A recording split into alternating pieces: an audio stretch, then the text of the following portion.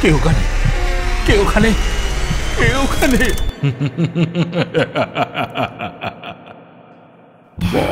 ভুতুরে, যেখানে জীবিত সব চরিত্র।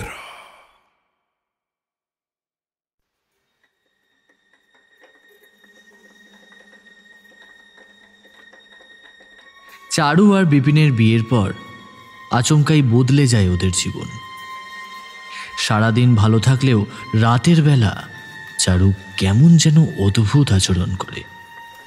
কাউকে যেন দেখতে পায় আর শুনতে পায় ছোটবেলার একটা ছড়ার সুর। কেউ যেন গুনগুন করে গান গাইছে। জানা যায় চারুর যমজ বোন পারুর আত্মা ফিরে এসেছে ওর জীবনে। কারণ চারুর জন্যই নাকি মরতে হয়েছিল পারুকে। কি সেই ইতিহাস? কেন পারুর মনে এত হিংসা?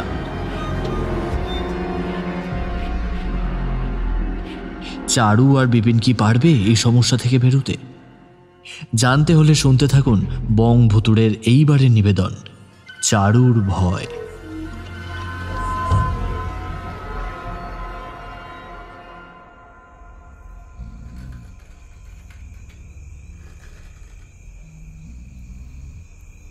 কোথায় একটা শব্দ হলো বলে মনে হলো না? কি গো, শুনতে পেলে? কথাটা বলতে বলতে পাশে শুয়ে থাকা বিপিনকে একটা ধাক্কা দিয়ে তোলার চেষ্টা করে চারু, কিন্তু বিপিনের ঘুম বেশ গভীর। এতগুলো কথার উত্তরে সে একবার মাত্র ক্ষীণ শব্দ করে আবার চোখ বন্ধ করে। তাছাড়া কালকে ভোরবেলা উঠে বিপিনকে বেরিয়ে পড়তে হবে। কাল হাট আছে, সেখানে সকাল সকাল পৌঁছাতে না পারলে সমস্যায় পড়তে হবে। ওই হাটই একমাত্র ভরসা ওদের সংসারের। পাশের ঘরে দুজনের মা বাবা নিশ্চিন্তে ঘুমাচ্ছে। এত রাতে কারুর ঘুম কখনো ভাঙে না, কিন্তু আজ একটা শব্দ শুনে চারুর ঘুমটা ভেঙে গেল। চারু চারদিকটা তাকিয়ে ভালো করে দেখল, একটা কেমন যেন চেনা চেনা শব্দে গুনগুন করে গান করলে যেমন একটা সুর ছড়িয়ে থাকে, চারপাশটা অনেকটা সেই রকম। চারুর মনে হলো তার কানের ভেতরে যেন এখনো সেই গুনগুনের সুরটা বাজছে। চাঁদ উঠেছে, ফুল ফুটেছে কদম তলায়, কে চারু রানীর বিয়ে হবে টুপর মাথায় দিয়ে।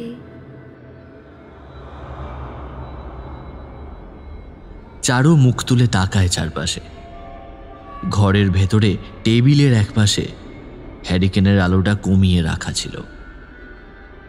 এখন সেটা আগের মতো জ্বললেও তার আলোটা যেন ঘরের চারপাশের অন্ধকারকে সরাতে পারছে না। চারু বিছানা থেকে সামান্য উঠে মাথাটা ঘুরিয়ে চারপাশটা দেখছিল। হঠাৎ করে তার চোখটা চলে গেল ঠিক তার পিঠের কাছ বরাবর ওপরের দিকে। বিপিনদের এই বাড়িটা পাকা, ইলেকট্রিসিটি আলো ওই দিকে না ঢুকলেও কিছুদিনের মধ্যেই এসে পড়বে, এমন কথাবার্তা গ্রাম পঞ্চায়েতে চলছে। পাকা বাড়ি, মাথার ওপরে টালির ছাদ, সেই টালির ছাদের একটা বাঁশের কাছ থেকে ঝুলছে একটা লাল রঙের দড়ি, আর সেই দড়ির সঙ্গে ফাঁস লাগিয়ে কে একটা যেন ঝুলে রয়েছে।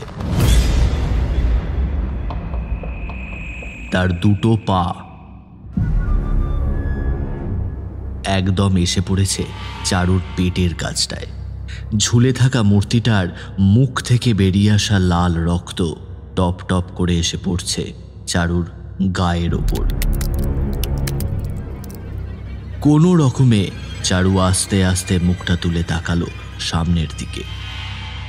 হ্যারিকেনের আলোয় স্বপ্ন দেখা সম্ভব নয়, কিন্তু কোথা থেকে যেন একটা হলুদ আলো যেন ঝুলতে থাকা মূর্তিটার মুখটা তাকে দেখিয়ে দিয়েছে।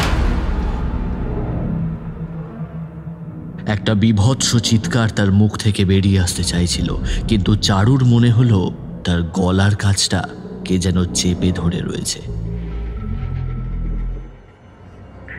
চিৎকার করতে না পারার যন্ত্রণা, একটা অদ্ভুত ভয় আর কষ্ট যেন একসাথে চারুর ঘা হয়ে উঠতে লাগলো।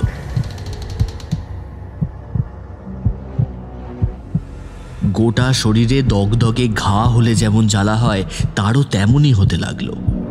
বিছানায় শুয়ে থাকা অবস্থায় তার শরীরটা যেন পাথরের মতো হয়ে গেছে, আর সেই পাথরের দুই চোখ নিয়ে সে সামনের দিকে তাকিয়ে যাকে দেখে চলেছে, সেই ঝুলন্ত ফাঁস লাগা মূর্তিটার মুখটা একদম তারই মতো। তার মতো দুটো ফ্যাকাশে চোখ, তার মতোই পাতলা ঠোঁট, ফর্সা গায়ের রং, কপালের একপাশে একটা কালো ছোট তিল, মাথার চুল পর্যন্ত তার মতো। চারু চিৎকার করার চেষ্টা করলো, কিন্তু পারল না। কি একটা ভয় যেন তাকে আষ্ঠে পৃষ্ঠে জড়িয়ে ধরেছে। তখন সে বুঝতে পারছিল ঝুলতে থাকা মূর্তিটা যেন অদ্ভুতভাবে নিচু হয়ে তার দিকে এগিয়ে আসছে। তার মাথাটা আস্তে আস্তে নামছে নিচের দিকে, আর তারই সঙ্গে সামঞ্জস্য রেখে শরীরটা উঠে যাচ্ছে উপরে। চারু হাতড়াতে লাগলো। তার হাতটা গিয়ে পড়ল বিপিনের পিঠের ওপর। বারবার ধাক্কা দেওয়ার পরেও বিপিন যখন উঠছে না, তখন চারু নিজের হাতের ছোট ছোট নখগুলো যেন বিপিনের খালি গায়ের ওপর বসিয়ে দেওয়ার চেষ্টা করতে লাগলো। বিপিনের কিন্তু ঘুম ভাঙল না। মুখে একটা শব্দ করে সে আবার ঘুমাতে লাগলো। চারু কিন্তু এখন আরো একটা ব্যাপার দেখতে পেয়েছে। যে মুখটা আস্তে আস্তে নিচের দিকে নেমে এসেছে, তার মুখের কোলবে এতক্ষণ বেরিয়ে আসছিল রক্ত। এখন তার মুখটা যেন খানিকটা বদলে গেছে। তারই মতো দেখা সেই মুখটার বদলে এখন সেখানে দেখা যাচ্ছে একটা কালো অদ্ভুত মুখ। সেই মুখের সাদা ফ্যাকাশে চোখগুলো যেন চারুকে গিলে খাওয়ার চেষ্টা করছে। তার হাঁ করা মুখের ভেতর থেকে ওই কালো কালো ওগুলো কি বেরিয়ে আসছে। চারু আর থাকতে পারল না, জোরে একটা চিৎকার করে বিছানার উপরে লাফিয়ে উঠল। এই কি হলো? আরে কি হলো তোমার? স্বপ্ন দেখলে নাকি? বিছানার ওপরে উঠে বসার সঙ্গে সঙ্গে চারু বুঝতে পারল এতক্ষণ ধরে যেটা সে দেখে চলেছে সেটা স্বপ্ন ছাড়া আর কিছুই নয়। কোথাও কিচ্ছু নেই। তারই মতো দেখতে উপর থেকে নেমে আসা বীভৎস মুখটাও এখানে নেই। বিপিন চারুর কাঁধের কাছে হাত রেখে তাকে টেনে নিল নিজের কাছে। মাথার কাছে হাত রেখে বুঝতে পারল আরো থরথর করে কাঁপছে সে। পাশে রাখা জলের জায়গাটা এনে দিল চারুকে। জল খেয়ে সামান্য ধাতস্থ হয়ে চারু কাঁপা কাঁপা গলায় বলল, মনে হয় খারাপ স্বপ্ন দেখেছি। আমারও সেটাই মনে হচ্ছে। আরে আমি তো আগেই বলেছিলাম তোমার শরীরটা ভালো নয়। আচ্ছা তাহলে কাল না হয় আমি হাটে নাই বা গেলাম, বাড়িতেই না হয়। ও কথা বললে কি করে হবে? হাটে না গেলে যে সমস্যা। তাছাড়া হঠাৎ করে কাল সকালে হাটে না গেলে মা বাবা খারাপ কিছু ভাবতে পারে। তুমি হাটে যাও, আমার জন্য চিন্তা করো না। বিপিন চারুকে একরকম জোর করেই শুইয়ে দিল। স্বপ্ন ভেবে সমস্ত ব্যাপারটাই নিজের মাথা থেকে সরিয়ে দেওয়ার চেষ্টা করছিল চারু।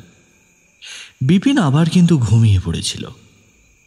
বিছানায় শুয়ে চারু এপাশ ওপাশ করতে করতে চোখটা বন্ধ করতে যাবে, এমন সময় তার চোখ চলে গেল ঘরের একটা কোণে। আর সঙ্গে সঙ্গে সে দেখতে পেল ঘরের কোণে দেওয়ালের কাছে ঠিক একটু আগে দেখতে পাওয়া কে যেন দাঁড়িয়ে আছে ঘাড় কাত করে। আর তার গলায় বাঁধা ফাঁসের দড়িটা ঝুলছে এক পাশে। আর সহ্য করতে পারল না চারু। চিৎকার করে গোটা বাড়িটাকে কাঁপিয়ে দিয়ে জ্ঞান হারিয়ে ফেলল এক মুহূর্তের মধ্যে।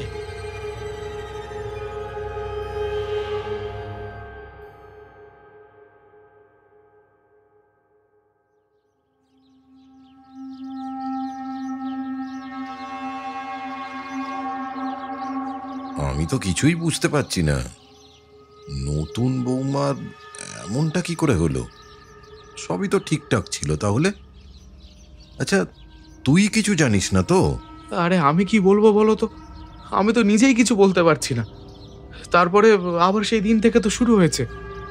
বিপিনের বাবা আর বিপিন তাদেরই বাড়ির উঠোনে রাস্তায় দাঁড়িয়ে কথা বলছিল। বিপিনকে বেরিয়ে পড়তে হবে। এই 3 দিন ধরে চারুর ওপর যেন ঝড় বয়ে গেছে। অন্ধকার নামলে সে কিছুতেই চোখের পাতা বন্ধ করতে পারে না। কালো অন্ধকার এলেই যেন তার গোটা শরীরে রন্ধ্রে রন্ধ্রে জন্ম নেয় একটা নতুন ভয়। সে যে কোনো কিছুকে দেখেই চিৎকার করে ওঠে। যে কোনো ছায়ামূর্তি দেখলে চিৎকার করে বলে, ওই যে ওইখানে ওইখানে। অন্ধকার হয়ে গেলে চারুকে তার শ্বশুর শাশুড়ি ঘর থেকে বাইরে বেরোতে দেয় না। ঘরে হ্যারিকেনের আলো জ্বালানো থাকে, সেখানেই চারু নিজের মতো থাকে। সচরাচর সমস্যা হয় না, কিন্তু একবার সমস্যা হলে বিপদটা হয় ভয়ঙ্কর। হ্যারিকেনের কাঁচ ভেঙে ঘরের ভেতরে সব কিছু ছড়িয়ে ফেলে সে এক একাকার কাণ্ড হয়ে যায়। এভাবে তো চলতে দেয়া যাবে না বিপিন। বৌমার কি হলো আগে দেখ। রোগবালাই মানুষের হতেই পারে, কিন্তু কিন্তু তার তো একটা সমাধান দরকার নাকি? এক কাজ কর, তুই আমাদের গ্রামে বরঞ্চ একটা খবর দিয়ে আজই না হয়। হ্যাঁ, বিপিন সেটাই ভাবছিল। হাটে আজকে যেতেই হবে, না গেলেই নয়। বিকেলে ফিরে কবিরাজ মশাইকে নিয়ে একেবারে বাড়িতে আসবে। কবিরাজ মশাই দেখে শুনে কিছু একটা ব্যবস্থা করুক, কিন্তু তার অন্য সন্দেহ ছিল। চারুর মধ্যে পাগলামির কোনো লক্ষণ আগে থেকে ছিল না। হতে পারে যে পাগলামির একটা ব্যাপার তার মধ্যে সুপ্ত অবস্থায় ছিল এবং এখন কোনো একটা কারণে সেটা বাইরে বেরিয়ে আসছে। এমনিতেই চারুর বিয়ের সময় অনেক ঝামেলা হয়েছিল, সেই সব কথা বিপিন এখন আর মনেও করতে চায় না। বিপিন সেদিনের মতো হাটে চলে গেল। দিনের বেলায় কিন্তু চারুর কোনো সমস্যা নেই। রান্নাঘরে বসে শাশুড়ি মায়ের সঙ্গে রান্নার কাজে সাহায্য করতে করতে চারু বলল, মা, তুমি আর বাবা একবার মুকুন্দপুর থেকে ঘুরে এসো না। তোমার মেয়ে তো কতবার তোমাদের যাওয়ার কথা বলছিল।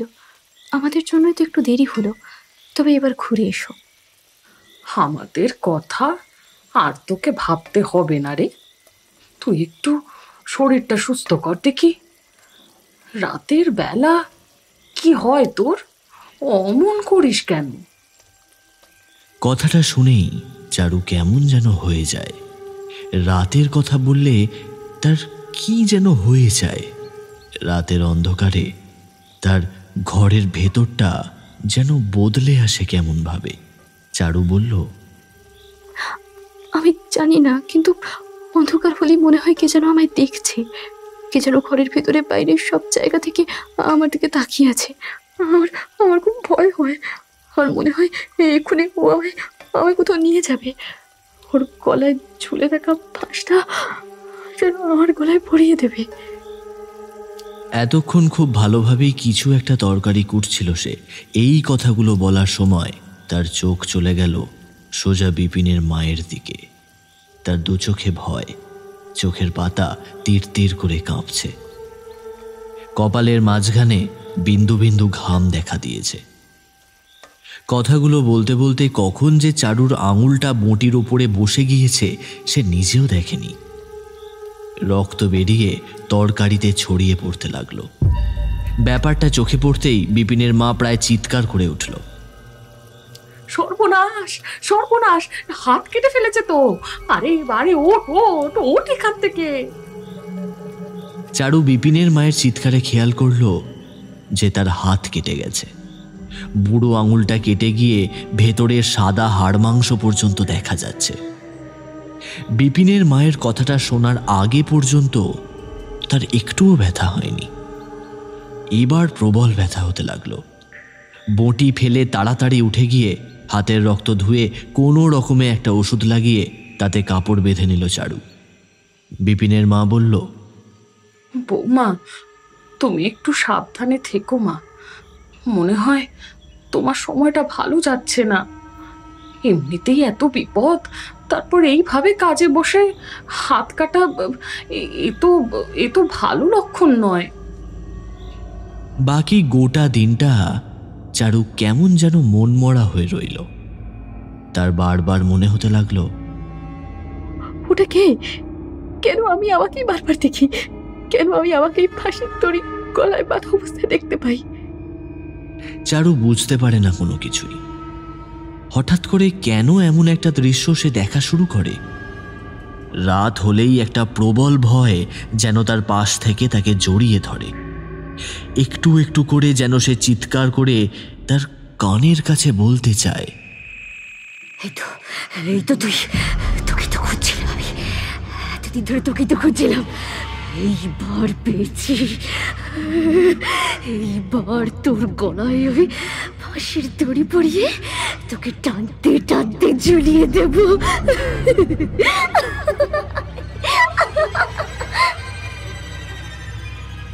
চারু দু হাতে নিজের কান চেপে ধরে। দিনের বেলায় এইসব হয় না, হয় রাত নামতে। বাকি দিনটা চারু কেমন যেন মনমরা হয়ে রইল। আগের অনেক কিছুই তার মাঝে মাঝে মনে পড়ে যায়, কিন্তু কথাগুলো কি সেটা ভালো করে বুঝে উঠতে পারে না। অনেক আগের কোনো একটা স্মৃতি ঝাপসা হয়ে চোখের সামনে ফুটে ওঠে। ঠিক যেভাবে অ্যান্টেনাওয়ালা টিভির চ্যানেলগুলো গন্ডগোল হলে ছবি ঝিরঝির করত, ঠিক তেমনভাবেই ঝাপসা স্মৃতিগুলো চোখের সামনে এসে আবার হারিয়ে যায়।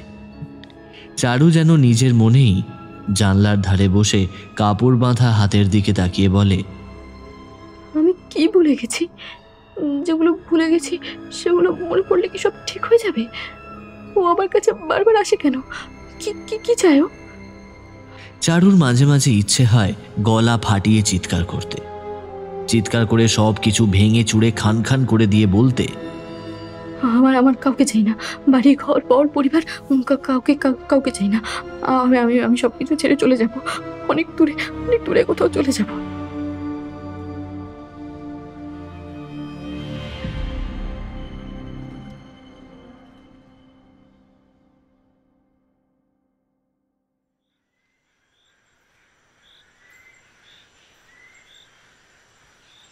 সেদিন বিকালে বিপিন আসার সময় গ্রামের কবিরাজ নিবারণকে নিয়ে এলো। চারুকে দেখে তার হাতে নাড়ি পরীক্ষা করে সমস্ত কিছু দেখে নিবারণ বলল, রোগের লক্ষণ তো কোনো কিছু দেখছি না। মনে হয় উদ্বেগের কারণে কিছু হয়েছে। একে তো নতুন জায়গা, তারপর আচ্ছা বৌমা, একটা কথা আমায় বলো তো, এর আগে মানে বছর খানেকের মধ্যে কিংবা তার আগে ছোটবেলায় কখনো কোনো ব্যাপারে ভীষণ ভয় পেয়েছিলে? এমন কিছু যেটা তোমায় ধাক্কা দিয়েছে? চারু কিছু বলতে পারে না। কি বলবে তার তো তেমন কিছুই মনে পড়ে না। একটা ভুলে যাওয়া রোগ যেন তার হয়েছে। রোগটা কবে থেকে হয়েছে সে নিজেও জানে না। বিপিন বলে, আসলে ওর বিয়েটা দিয়েছিল ওর মাসির বাড়ির লোকেরা। ছোটবেলায় চারুর বাবা মারা যায়, একটু বড় বয়সে ওর মাও ওকে ছেড়ে, মানে ওর মা মারা যায়। তারপর চারুর মাসি ওকে মানুষ করেছিল। তারপর নাকি অনেক কিছু হয়েছে, সেসব আমিও ঠিক জানি না। তবে ওর মাসির বাড়িতেই চারু থাকতো, আর ওখান থেকেই ওর বিয়েটা। নিবারণ কিছুক্ষণ চারুর মুখের দিকে তাকালো। তার মুখটা কেমন যেন ফ্যাকাশে হয়ে গেছে। শরীরে রোগের লক্ষণ নেই, কিন্তু মনের ভেতর কোনো একটা রোগ থাকলেও এটা হতে পারে।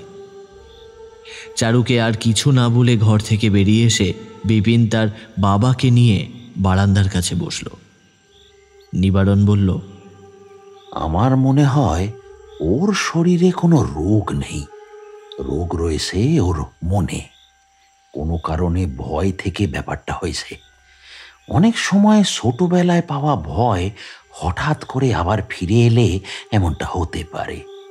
ভয়ের কারণে ভুল কিছু দেখছে। তুমি কিছু দেখেছো নাকি? আজ্ঞে না, মানে ব্যাপারটা হচ্ছে রাতের বেলা চারু যেন কিছু দেখে চিৎকার করে। এবার তখন সেখানে গিয়ে দেখলে দেখা যায় যে কিছুই নেই। অথচ এমনভাবে ভয় পায় যেন সত্যি সত্যি ওখানে কিছু একটা আছে। আমার মনে হয় জায়গাটা একবার বদলে দেখা দরকার। অনেক সময় জায়গা বদলে গেলে এগুলো ঠিক হয়ে যায়।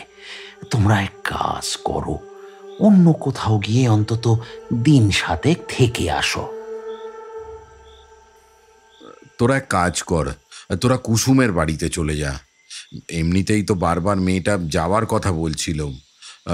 তোরা না হয় ওখানে গিয়ে দিন 7 ঘুরে আয়, আর এদিকের ব্যাপারটা না হয় আমি একটু সামলে নেব।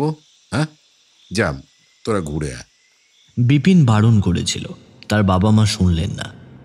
নতুন বউয়ের এমন একটা অবস্থা দেখে তারাও মনে মনে কেমন যেন ভেঙে পড়েছিলেন। তাছাড়া সমস্যার সমাধান না করলে তো গোটা জীবন এমন একটা ব্যাপার নিয়ে চলতে হবে। তার থেকে কয়েকটা দিন একটু সমস্যা করেই না হয়।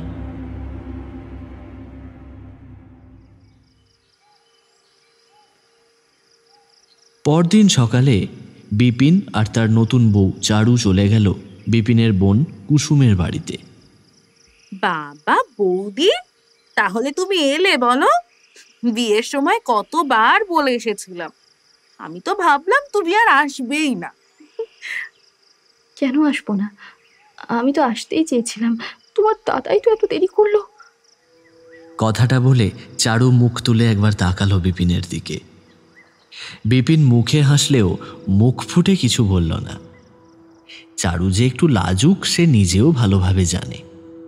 চট করে কোথাও যেতে চায় না, কিন্তু এখন সমস্যায় পড়ে এখানে আসতে হয়েছে। যদিও সমস্যার কথা কুসুমকে কিছুই বলা যাবে না। কুসুম কিন্তু চারুকে পেয়ে বেশ খুশি। সারাদিন তার সঙ্গেই থাকে আর দুজনে মিলে রান্নাবান্নার কাজ সেরে গল্প করে।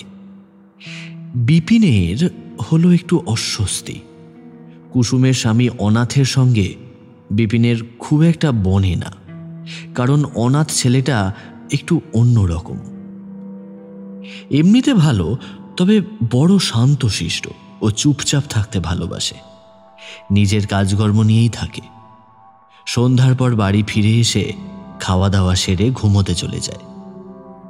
বিপিনের সঙ্গে যদিও সেদিন সন্ধেবেলা একটু আড্ডা হলো। আড্ডায় বসে কথায় কথায় বিপিন বলল, অনেকদিন পর বাড়ি থেকে বেরিয়ে কিন্তু বেশ ভালোই লাগছে, বুঝলে?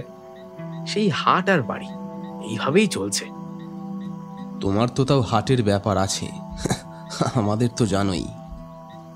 বিপিন তার উত্তরে কিছু একটা বলতে যাচ্ছিল। বাইরে ততক্ষণে অন্ধকার নেমে এসেছে। পাশের ঘরে বসে কথা বলছিল কুসুম ও চারু। হঠাৎ করেই চারুর বীভৎস গলায় একটা চিৎকার শোনা যায় পাশের ঘর থেকে। ওই দেখো, ও আবার এসেছে, ওইখানে ও এসেছে। বিপিন তৈরি ছিল এমন কিছু একটা যে এখানেও হতে পারে, তার ধারণা মনে মনে তার বারবার ঘুরে ফিরে আসছিল। তাই চিৎকার শুনে আর দেরি করল না সে। অনাথ আর বিপিন দুজনে ছুটে গেল। পাশের ঘরে গিয়ে দেখতে পেল কুসুম বিছানার এক পাশে ভয়াবহ চোখে পাথরের মতো দাঁড়িয়ে আছে, আর চারু পড়ে আছে বিছানার এক পাশে। দু হাতে সে নিজের চোখ ঢেকে রয়েছে। চিৎকার করে সে একটা কথাই বলে চলেছে, ও আবার এসেছে, ওইখানে ও এসেছে। আর তার চোখের দৃষ্টি ঘরের অন্য পাশে একটা দেওয়ালের দিকে। ঠিক সেইখানে দেওয়ালের কাছে একটা আয়না রয়েছে। বিপিন হুট করে ঘরের ভেতরে ঢুকে যাচ্ছিল, তার আগেই অনাথ তার হাতটা চেপে ধরল। বিপিন অবাক অবস্থায় অনাথের দিকে তাকায়। অনাথের চোখে মুখে একটা অদ্ভুত ভাব। সে চোখের ইশারায় বিপিনকে ঘরে ঢুকতে বারণ করে, তারপর আঙুল তুলে দেখায় সোজা আয়নাটার দিকে।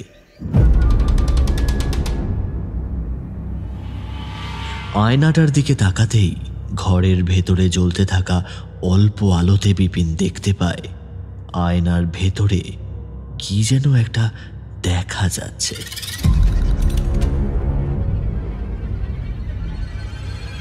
বিপিন সেই দিকে তাকায়, আর তাকাবার সঙ্গে সঙ্গে তার বুকের ভেতরটা ভয় পাথরের মতো হয়ে ওঠে।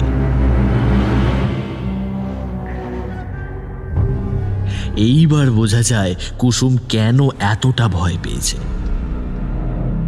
ঘরের ভেতরের আলোটা ঠিক সেই মুহূর্তে দপদপ করে ওঠে। আয়নার ভেতরে কখন যেন এসে দাঁড়িয়েছে একটা মূর্তি, তার গলায় একটা লাল রঙের কাপড়ের ফাঁস। ফাঁসটা আয়নার উপর পর্যন্ত উঠে গেছে। তার ঘাড়টা ভাঙা অবস্থায় একপাশে হেলে রয়েছে। মুখের দুপাশ থেকে বেয়ে নেমেছে রক্ত, কিন্তু ওটা কে? আয়নায় দেখতে পাওয়া গলায় ফাঁস লাগানো সেই বিভৎস মূর্তিটা যে একদম চারুর মতো দেখতে। আসবি না আমার কাছে, আসবি না আমার কাছে, চলে যা, চলে যা বলছি, চলে যা শয়তান। চিৎকার করে কথাগুলো বলল চারু। তারপরেই আচমকা কি যেন একটা হয়ে গেল। চারু হঠাৎ করে মেঝে থেকে উঠে দাঁড়ালো। তার চোখে মুখে তখন ভয়ের বদলে একটা রাগ ছড়িয়ে পড়েছে। হঠাৎ সে ছুটে গেল আয়নার দিকে। ঘরের মধ্যে বাকি কেউ কিছু বুঝে ওঠার আগেই দুটো হাত দিয়ে চারু আঘাত করলো আয়নার ভেতরে।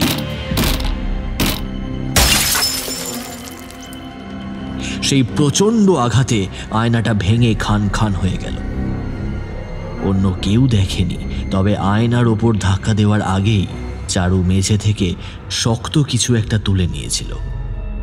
আয়নার কাঁচটা ঝনঝন করে ভেঙে মেঝেতে পড়তেই অনাথ লাফিয়ে ঢুকলো ঘরের ভেতর, তার পিছনে বিপিন। অনাথ এগিয়ে গিয়ে প্রায় অচৈতন্য হয়ে আসা কুসুমকে বিছানায় শুইয়ে দিল।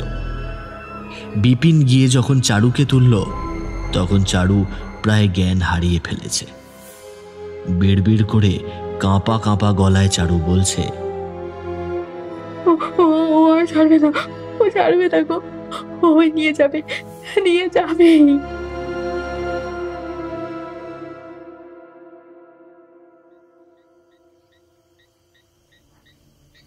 দেখো দাদা, চারুর যেটা হয়েছে সেটা কোনো সাধারণ রোগ নয়, আর এগুলো তার মনের ভুলও নয়। কবিরাজ তার রোগ ধরতে পারেনি সে কথা ঠিক, কিন্তু কিন্তু নিবারণ কবিরাজ মিথ্যে কথা বলেনি। সমস্যাটা ওর ওর ওর মনেই কোথাও হচ্ছে।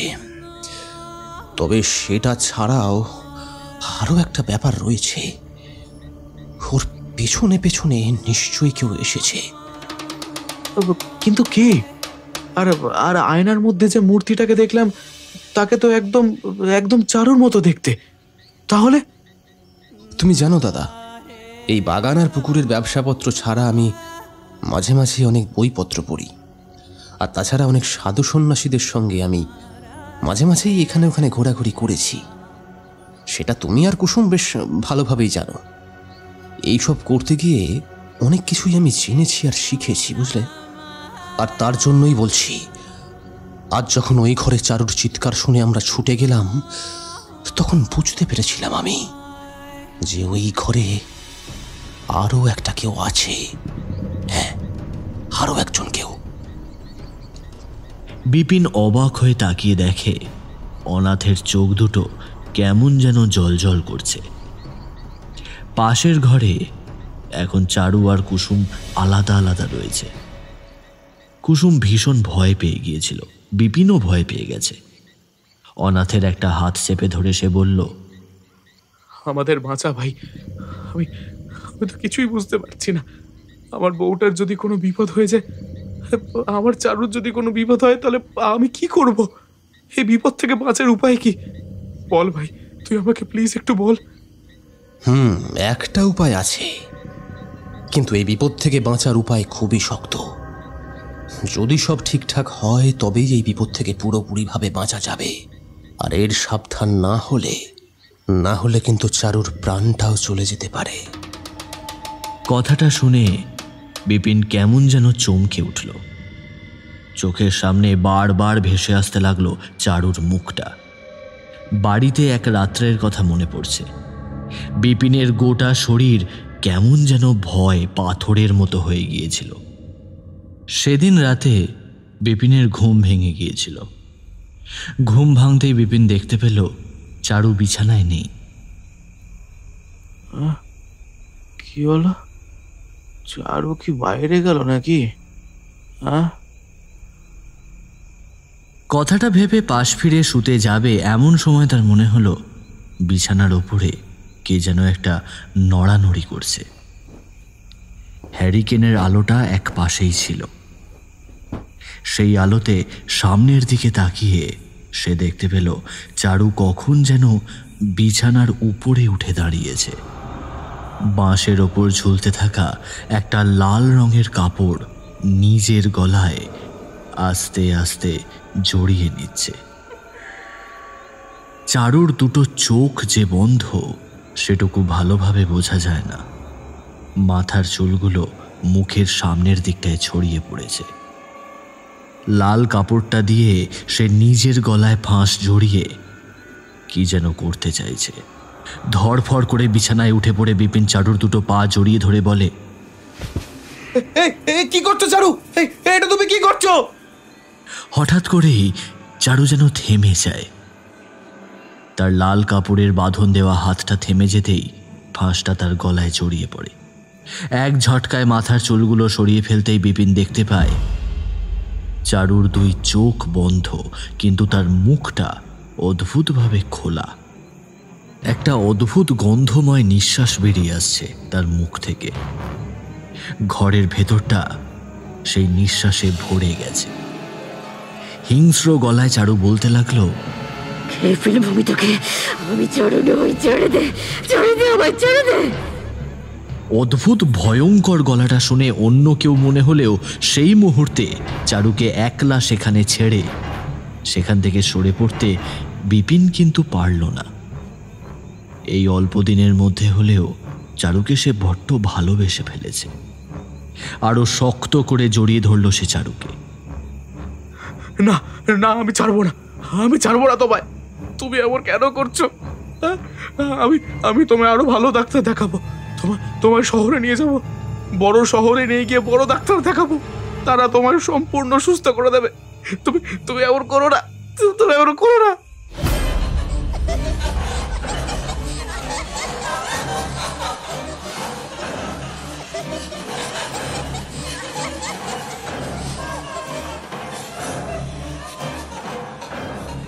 চারু অদ্ভুতভাবে হাসতে লাগলো। ফাঁসের দড়ি গলায় লাগানো অবস্থায় তার মাথাটা উপরের দিকে উঠতে লাগলো। মাথার চুলগুলো যেন থরথর করে কাঁপছে। ঘরের মধ্যে আধো অন্ধকারে চারুর মুখটা ভালো করে দেখতে পাচ্ছে না বিপিন, তবু বুঝতে পারছে তার চোখ এখনো বন্ধ। ঠিক আগের মতোই ভয়ঙ্কর গলায় কিছু শুনতে পাবে বলেই ভেবেছিল বিপিন, কিন্তু তার বদলে কান্না ভেজা ভয় পাওয়া গলায় চারু বলল, আমায় বাঁচাও, আমায় নিয়ে যাবে, আমায় নিয়ে যাচ্ছে, বাঁচাও আমায়। এটা চারুর নিজের গলা। কান্না ভেজা ভয় পাওয়া গলা শুনে বিপিন আর বসে থাকতে পারল না। ঝট করে উঠে চারুর গলা থেকে ফাঁসের দড়িটা খুলতে যাবে এমন সময় চারুর মাথাটা আরো একবার যেন ঝটকা খেল। আবার সেই বিভৎস ভয়ঙ্কর গলায় কে যেন বলতে লাগলো, খবরদার বলছি, খবরদার ওই দড়িতে হাত দিবি না, দিলে ওর সাথে সাথে তোকেও নিয়ে যাবো আমি। কি ভেবেছিস আমি তোদের এমনি ছেড়ে দেবো? কিন্তু তুমি কে? আর চারু কোথায়? তুমি যদি কথা বলো তাহলে চারু কোথায়? চারু আমার কাছেই আছে, ওকে আমি আমার সঙ্গে নিয়ে যাচ্ছি। একটু একটু করে ওকে আমি নিয়ে যাব। আর যেদিন পুরোটা নিয়ে যাব সেদিন এই ফাঁসের দড়ি ওর গলায় আমি পড়াবই। একটা ঝটকায় বিপিনকে বিছানায় ফেলে দিল চারু। তারপর চারুর একটা পা আস্তে আস্তে উঠে এলো বিপিনের বুকে। একটা প্রচন্ড চাপ বিপিন অনুভব করতে পারল নিজের বুকে। চারু, চারু, চারু, চারু, চারু, চারু, চারু। প্রাণপণে সে দুটো পা সরাবার চেষ্টা করলো, কিন্তু পারল না। তারপরেই কি যেন একটা হয়ে গেল। গলার ফাঁসটা আলগা করে চারু উল্টো দিকে ঢলে পড়ল বিছানার উপরে। বিপিন তাড়াতাড়ি উঠে গিয়ে তাকে ধরল। জ্ঞান ফিরতেই চারু ভয় পাওয়া ও কান্না ভেজা গলায় বলল, কি হয়েছে? কি হয়েছে তোমার? তুমি এমনভাবে তাকিয়ে আছো কেন আমার দিকে? আমি আবার কি ঘুমের ঘরে কিছু করেছি? চারুর এমন মুখ দেখে মুখ ফুটে কিছু বলতে পারল না বিপিন। তাকে জড়িয়ে ধরল নিজের বুকে। চারু বিপিনের বুকে মুখ রেখে কান্নায় ভেঙে পড়ল সেই রাতে।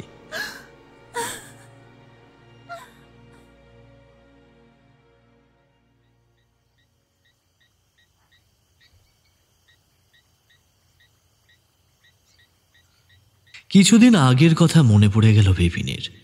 একটা অদ্ভুত কোনো ব্যাপার যে ঘটছে সেটা সে নিজেও বুঝতে পারল। এমনকি নিবারণ কবিরাজও ধরে ধরে তাকে এমন কিছুই ইঙ্গিত দিয়েছিল। তাই অনাথের কথা শুনে বিপিন বলল, তোমার কাছে যদি কোনো উপায় থাকে, মানে চারুর কিছু হোক, সেটা আমি চাই না। চারুর পেছনে কোনো অশরীরী আত্মা লেগেছে। সে এত সহজে ওকে ছাড়বে না। তাই তাকে ছাড়াতে গেলে দুটো কাজ আমাদেরকে করতেই হবে।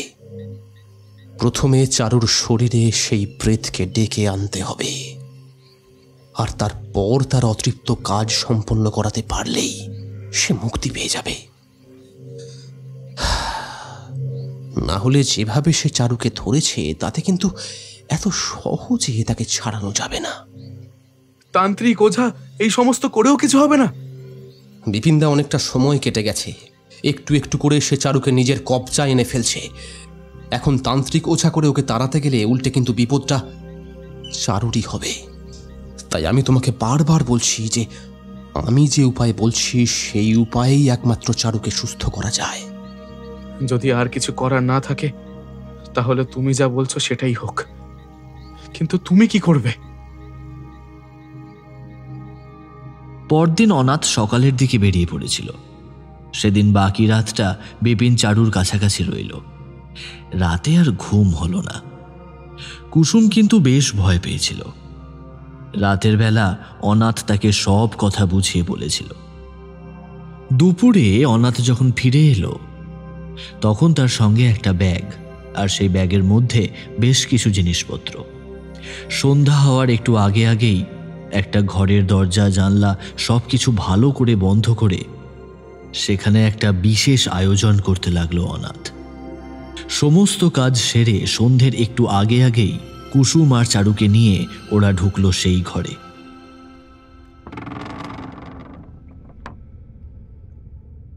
দরজাটা বন্ধ করে ঘরের জানলাগুলো বন্ধ করে রাখলো। অনাথ গোটা ব্যাপারটা সহজ কথায় বুঝিয়ে দিল। চারু বসবে ঘরের ঠিক মাঝখানে, অনাথের সোজাসুজি, আর অনাথের পিছনের দিকে দুদিকে বসবে বিপিন আর কুসুম। ওরা চারজনেই থাকবে একটা বিশেষ গণ্ডির মাঝে। সেই গণ্ডি তৈরি করবে অনাথ। তারপর সে শুরু করবে নিজের কাজ। গণ্ডিতে বসার আগে বিপিন অনাথের হাত চেপে ধরে। ভাই ভাই কোনো বিপদ হবে না তো? হ্যাঁ? অনাথ তাকে আশ্বস্ত করল, কিন্তু সে নিজেও জানত না আসলে এরপরে কি হতে চলেছে। চারু কিন্তু কিছুতেই গণ্ডির মধ্যে বসতে চাইল না। এখনকার চারু যেন সম্পূর্ণ আলাদা। আমার কিছু হয়নি, শুধু শুধু কেন আমি এখানে বসবো? তোমরা বুঝতে পারছো না আমি ঠিক আছি। তুমি যে ঠিক আছো সে কথা তো আমিও জানি, কিন্তু কিছু একটা সমস্যা তো হচ্ছে। কাল রাতে তুমি যেভাবে চিৎকার করেছিলে আমি তো ভয় পেয়ে গেছিলাম। আর আয়নার মধ্যে যাকে আমরা দেখতে পেয়েছিলাম তাকে তো অবিকল তোমার মতোই দেখতে। কথাটা চারুর মাথাতেও ছিল, কিন্তু এখন সে ওইসব কিছুই শুনতে চাইছিল না। তার ভালো লাগছিল না। এই ঘরটা থেকে সে বেরিয়ে যেতে চাইছিল, কিন্তু তার কথা ধোপে টিকল না। কুসুম আর বিপিন মিলে তাকে জোর করে বসালো সেই গণ্ডির মাঝে। অনাথ একসময় তন্ত্রচর্চা করেছে সামান্য। বেশ কিছু প্রক্রিয়া তার জানা ছিল। এমন অনেক বিশেষ প্রক্রিয়া সে জানত যেগুলো চট করে অন্য কেউ আয়ত্ত করতে পারেনি। ঘরের সমস্ত দরজা বন্ধ করে জানলার একটা মাত্র পাল্লা খোলা রেখে সে নিজের কাজ শুরু করল।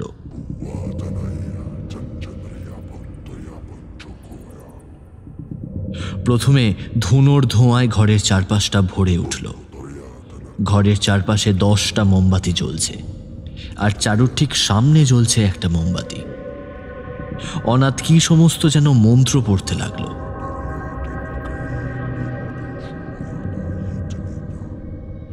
আস্তে আস্তে ঘরের ভেতরটা ধুনোর ধোঁয়ার সঙ্গে সঙ্গে আরো কিসের যেন একটা গন্ধে ভরে উঠল।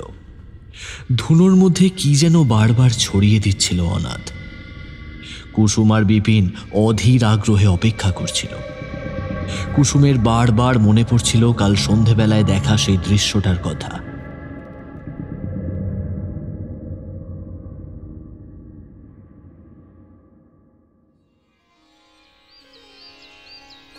ওরা চুপ করেই বসেছিল বিছানায়। অনেকক্ষণ ধরে কথা বলে চারু যেন হাঁফিয়ে উঠেছিল। কুসুম চারুর দিকে তাকিয়ে হাসছিল। মেয়ে দেখতে গিয়ে তার মা ফিরে এসে কুসুমকে বলেছিল, মেয়ে আমার বেশ পছন্দ হয়েছে, তোর বাবারও পছন্দ হয়েছে। যেমন তার মুখের গড়ন, তেমনই তার গায়ের রং। মেয়ে বড্ড লাজুক। তোর তো দাদার সঙ্গে কিন্তু বেশ ভালো মানাবে বল। তাহলে এবার দাদাও বিয়ে করে বাড়িতেই থাকবে, সারা দিন ওই হাটে হাটে ঘুরবে না। এবার বৌদিকে বলবে দাদাকে বেঁধে রাখতে একদম ঘরে। সেটাই তো চিন্তা রে। সবকিছু ভালোই ভালোই হলেই হলো। আমরা আর কতদিন, আর বছর কয়েক পেরোলেই তো আমাদের যাওয়ার সময় হয়ে আসবে। সমস্ত কিছু বিপিনকে আর বউকে নিজের হাতে সামলাতে হবে। এখন ভালোই ভালোই বিয়েটা দিতে পারলেই হয়। তবে ওইটাই চিন্তা রে, মেয়েটা মাসির বাড়িতে থাকে। বাবা মায়ের ব্যাপারে মাসির বাড়ির লোকেরা তেমন তো কিছু বলল না। ছোটবেলায় নাকি মা মারা যায়, বড় বয়সে বাবা মারা গেছিল। এমন একটা মেয়েকে বাড়িতে বউ করব। আরে তাতে কি হয়েছে, মেয়ে ভালো হলেই তো হলো। তুমি তো বলছো মেয়েটা ভালো, তাহলে তাছাড়া এই বাড়িতে এলে তো সে এই বাড়িরই মেয়ে হয়ে যাবে। আমি তো তোমাকে চিনি।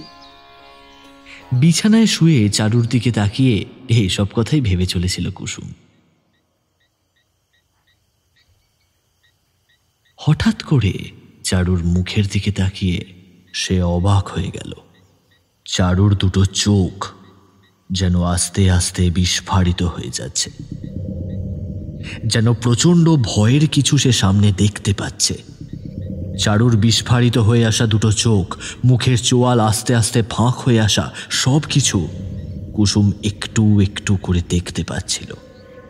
ঘটনাটা ঘটেছিল মুহূর্তের মধ্যে, কিন্তু কুসুমের যেন মনে হয়েছিল প্রত্যেকটা সেকেন্ড সে আস্তে আস্তে অনুভব করতে পারছে। প্রচণ্ড চিৎকার করে চারু দু চোখটা হাত দিয়ে ঢেকে রেখেছিল। আর ঠিক তখনই কুসুমের মনে হয়েছিল ঘরের ভেতরে তার পেছন দিক থেকে মাথার কাছে কে যেন এসে দাঁড়িয়েছে। আস্তে আস্তে মাথাটা ঘুরিয়েছিল, কারণ ঘরের দরজা বাইরে থেকে বন্ধ। ঘরের ভেতরে কেউ আসতে পারবে না। দুই নারীর গোপন কথার সময় এখানে কারুর উপস্থিতি কাম্য নয়, তা বলে দিতে হয় না। কিন্তু কুসুম মুখ ঘুরিয়ে দেখতে পেয়েছিল একটা অদ্ভুত জিনিস। ঘরের মধ্যে কোথাও কিচ্ছু নেই, অথচ দেওয়ালের কাছে আয়নাটায় দাঁড়িয়ে রয়েছে চারু। চারুর মাথাটা হেলে রয়েছে একপাশে। যে কাপড়টা পরে চারু এখন বিছানায় বসে, সেই কাপড়টাই তার পরনে। লাল রঙের একটা দড়ির ফাঁসে গলাটা যেন বাঁধা। মাটি থেকে তার পাটা খানিকটা উপরে। মুখের দুপাশ থেকে নেমে আসছে রক্ত, কিন্তু কিন্তু চোখ দুটো, ওই দুটো চোখ যেন একভাবে তাকিয়ে আছে কুসুমের দিকে। দৃশ্যটা দেখে কুসুম ভীষণ চমকে উঠে নিজেকে সামলাতে পারেনি। এখন গণ্ডিতে বসে সেগুলোই মনে পড়ছিল। গোটা ঘরটা যখনই ধোঁয়ায় আস্তে আস্তে ভরতে লাগলো, তখনই কুসুমের মনে হতে লাগলো ঘরের ভেতরে কেউ যেন এসে উপস্থিত হয়েছে। অনাথ বিপিন দুজনেই এই ব্যাপারটা বুঝতে পারছিল। চারু একটু আগে বিড়বিড় করে কি যেন বলছিল, কিন্তু এখন তার মুখে আর কোনো কথা নেই। তার বদলে একটা গুনগুন করে বলতে থাকা সুর যেন ঘরের মধ্যে ভেসে বেড়াচ্ছে।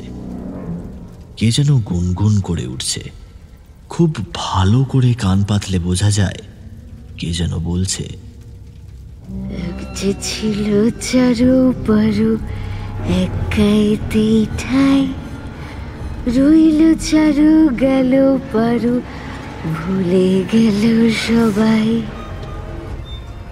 এমনই কিছু একটা গুনগুন করে কে যেন গেয়ে চলেছে। ওদের মনে হতে লাগলো এই কথাগুলো চারুর মুখ থেকে ভেসে আসছে, কিন্তু গলাটা চারুর মতো নয়। অনাথ যতটা সম্ভব নিজের গলা গম্ভীর করে বলল, কে তুই? কেন এসেছিস? কোনো কথা নেই। ঘরের ভেতর হঠাৎ করে কে যেন খিলখিল করে হেসে উঠল।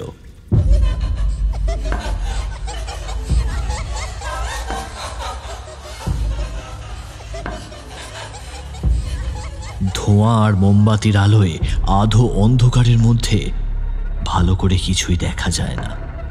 তবুও ধোঁয়ার মধ্যে দিয়েই সবাই কোনো রকমে দেখল বেশ খানিকটা দূরে চারু গণ্ডির মধ্যে থাকা অবস্থায় তার মাথা নিচু হয়ে এসেছে, চুলগুলো ঝুঁকে পড়েছে সামনের দিকে। এতটাই ঝুঁকে পড়েছে যে সামনে রাখা মোমবাতিটা আরেকটু সামনে থাকলে তার চুলে আগুন ধরে যেত। কে তুই? বল কে তুই? আমি পারু। গলাটা চারুর, অথচ তার গলা থেকে যেন অন্য কেউ একজন অদ্ভুতভাবে কথা বলছে। তার গলা শুনে বিপিন, কুসুম, এমনকি অনাথ পর্যন্ত কেমন যেন অবাক হয়ে গেল, যেন একসাথে দুটো গলা মিলেমিশে আসছে।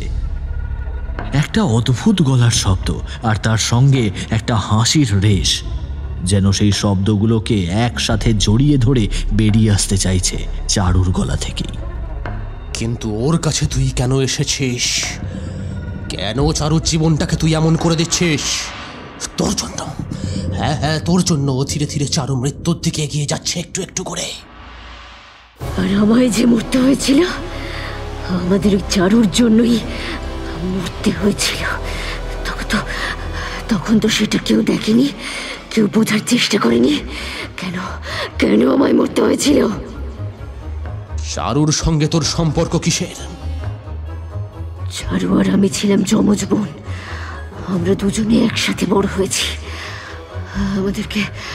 আমাদের দুজনকে দেখতে এতটাই একরকম ছিল যে কেউ আমাদের আলাদা করতে পারতো না। এমনকি আমাদের কপালের তিলটা পর্যন্ত ছিল দুজনের একই জায়গায়। ছোট থেকে একসাথেই আমরা বড় হই। ছোটবেলায় মা মারা গিয়েছিল, বাবাই আমাদেরকে একা মানুষ করেছিল। এখান থেকে অনেক দূরে গ্রামে আমরা বাস করতাম। ছোট থেকে আমাদের স্বপ্ন ছিল আমাদের বিয়ে হবে এক বাড়িতে। তাই নিয়ে আমরা দুজন মিলে একটা গানও তৈরি করেছিলাম। চারু পারুর বিয়ে হবে, এক বাড়িতেই যাব, এক হাঁড়িতেই রান্না হবে, সবাই মিলে খাবো। কিন্তু যতই আমরা বড় হতে লাগলাম ততই চারু কেমন বদলে যেতে লাগলো। আমার সব কিছুতেই ও হিংসা করতো। ওর চেয়ে আমি একটু বেশি বুদ্ধিমান ছিলাম। চারুর চেয়ে আমি ঘরের কাজ বেশি ভালোভাবে করতে পারতাম। বাবা চারুর চেয়ে আমায় বেশি ভালোবাসত। একদিন গ্রামের একটি ছেলের সঙ্গে আমি সন্ধ্যেবেলায় কথা বলেছিলাম, সেটা চারুর চোখে পড়েছিল। আর এটা নিয়ে সে বাবাকে অনেক মিথ্যে কথা রং জড়িয়ে বলেছিল। সেদিন বাড়িতে ফিরেই বাবা আমার উপর প্রচণ্ড রেগে গেল। বাবা এসব কিছুতেই পছন্দ করতো না, কিন্তু সেই ছেলে আমাদের গ্রামেরই ছেলে, তার সঙ্গে অন্য কোনো কিছুই আমার ছিল না। আমি আমি এমনি কথা বলছিলাম, কিন্তু বাবা সেদিন বুঝলো না কি কারণে যেন বাবার সেদিন মাথা এমনি গরম ছিল যে বাবা আমায় প্রচন্ড মারলো। দুঃখে অপমানে সেটা সইতে না পেরে আমি একটা লাল কাপড় নিয়ে তাতে গলায় ফাঁস লাগিয়ে ঝুলে পড়লাম। পরদিন সকালে সমস্ত ব্যাপার দেখে বাবা প্রচন্ড কষ্ট পেল, কিন্তু চারু কষ্ট পেল না। চারুর পথের কাঁটা যে পরিষ্কার হয়ে গিয়েছিল, এবার সবকিছু সে একাই করতে পারবে। এরপরে বাবা চারুকে নিয়ে সেখান থেকে অন্য জায়গায় চলে যায়। বাবার শরীর খারাপ হওয়ার পর চারু গিয়ে পৌঁছলো মাসির বাড়ি। সেখান থেকে বিপিনের সাথে তার বিয়ে হয়েছে। যে ঘটনা ঘটেছে সে তো অনেক বছর আগের, তাহলে তুই এতদিন পরে ফিরে এসেছিস কেন? আমি যে মুক্তি পাইনি, আমার মুক্তি হয়নি। যে অন্যায় চালু করেছে সে অন্যায়ের শাস্তিও তো তার হয়নি। তাই আমি এখান থেকে যেতে পারিনি। আমি ওদের আশেপাশে সব সময় থাকতাম। সেদিন রাতের বেলা চারু আনমনি আমাদের ছোটবেলার সে কয়েকটা গান করছিল। তখনই আমি ওর কাছে গিয়ে পৌঁছই। জানি না কি একটা কারণে সেদিন চারু আমায় দেখতে পেয়েছিল, আর তারপর থেকেই চারু আমায় বারবার দেখতে পায়। কিন্তু এভাবে তো সবকিছু চলতে দেওয়া যায় না। চারুকে তোকে ছাড়তেই হবে। এতক্ষণ ধরে চারু শান্ত ধরা গলায় কথা বলছিল। গলাটা একটু অদ্ভুত মনে হলেও মনে হচ্ছিল প্রচণ্ড কষ্ট পাওয়ার পরে মানুষ যখন কষ্টের কথা ব্যক্ত করে সেইভাবে কথা বলছে। কিন্তু এই কথা শুনে সে অদ্ভুতভাবে হেসে উঠল। তারপর তীব্র হিংস্র গম্ভীর গলায় বলল,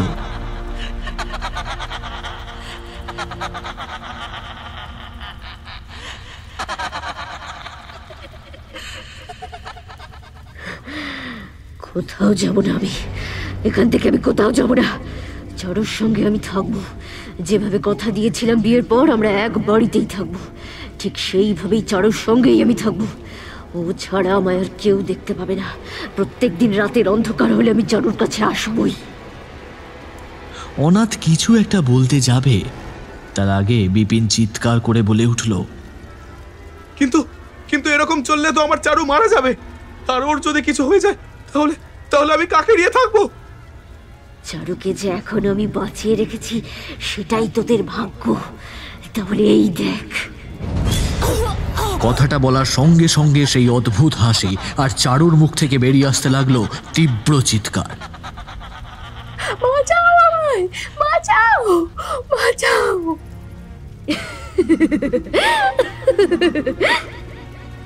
ওরা সেই আধো অন্ধকারে ধুনোর ধোঁয়ার মধ্যে দেখতে পেল চারুর শরীরটা আস্তে আস্তে সেই গণ্ডিতে কেমন যেন ভেঙে চুরে মুছে যাওয়ার মতো হচ্ছে, যেন প্রবল যন্ত্রণায় তার গোটা শরীর মুছড়ে যাচ্ছে।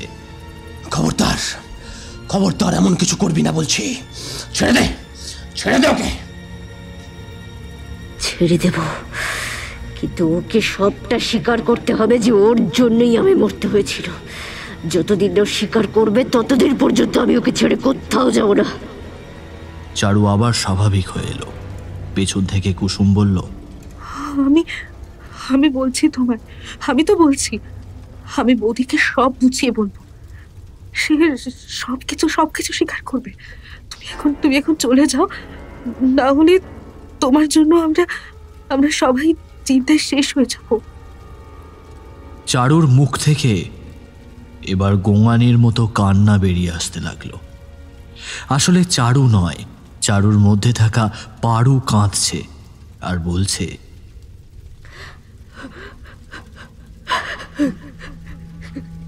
কি দোষ ছিল আমার? কি দোষ ছিল? কোনো দোষ ছিল না। আমার চারুকে আমার নিজের চেয়েও বেশি ভালোবাসতাম। সবকিছু চারুর জন্যই আগে করতাম আমি, আর ওই আমার এত বড় সর্বনাশ করলো। বিপিন, কুসুম, অনাথ অবাক হয়ে শুনতে লাগলো। এই একই গলায় কথাগুলো মাঝে মাঝেই বদলে যাচ্ছে। কখনো সে কাঁদতে কাঁদতে নিজের দুঃখের কথা বলছে, কখনো চিৎকার করে রাগের কথা বলছে। এমন সময় সব কিছু কেমন যেন স্তব্ধ হয়ে গেল। ঘরের জানলার পাল্লাটা দড়াম করে শব্দ করে বন্ধ হয়ে গেল। অনাথ উঠে এগিয়ে গেল গণ্ডির দিকে। ততক্ষণে চারুও জ্ঞান হারিয়ে ফেলেছে সেই গণ্ডির ভেতরে।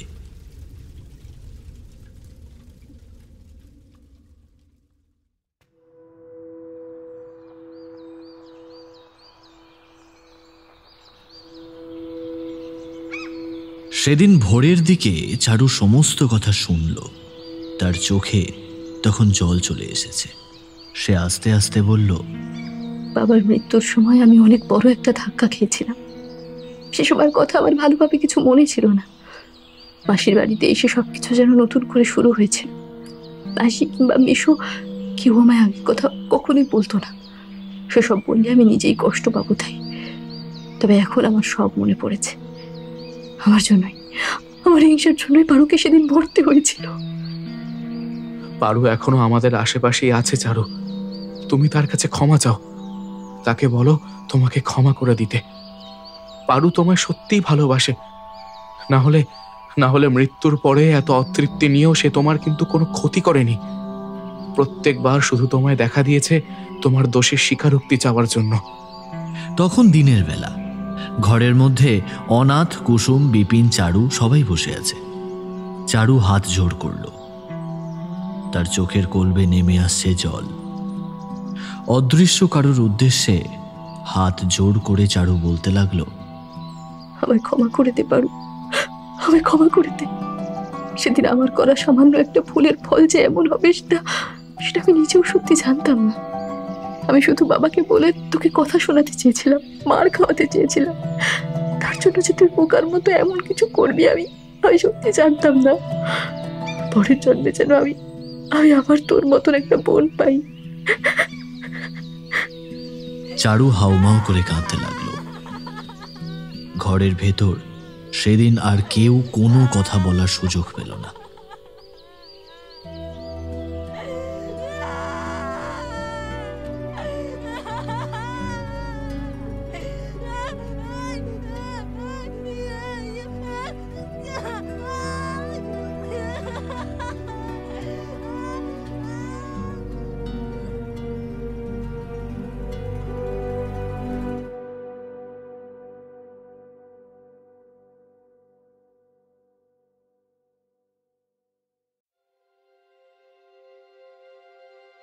দুদিন দেখতে দেখতে কেটে গেল, আর কিন্তু কিছুই হয়নি। অনাথ দুটো লাল সুতোয় কবচ তৈরি করে দিয়েছিল। সেটার একটা চারুর হাতে বেঁধে দেওয়ার কথা বলেছিল। তবে শেষ পর্যন্ত তাদের আর কোনো কবচেরই প্রয়োজন হয়নি। বছরখানেক পরে চারুর কোল আলো করে এসেছিল এক কন্যা সন্তান।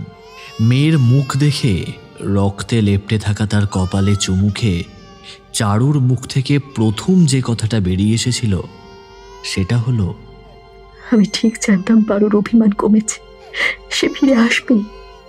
আর ও ফিরেও এসেছে। আজ থেকে ওর নাম পারু।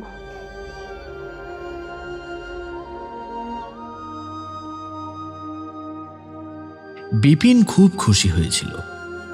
তার বাবা, মা, কুসুম, অনাথ সকলেই খুশি হয়েছিল। মানুষের হিংসা তাকে যে কত নিম্নতর পর্যন্ত নিয়ে যেতে পারে তা চারুর গল্প না শুনলে কেউ বুঝতে পারবে না। তবে সেই মানুষটাও যে একসময় বদলে যেতে পারে সেটা চারুকে দেখলেই বোঝা যায়।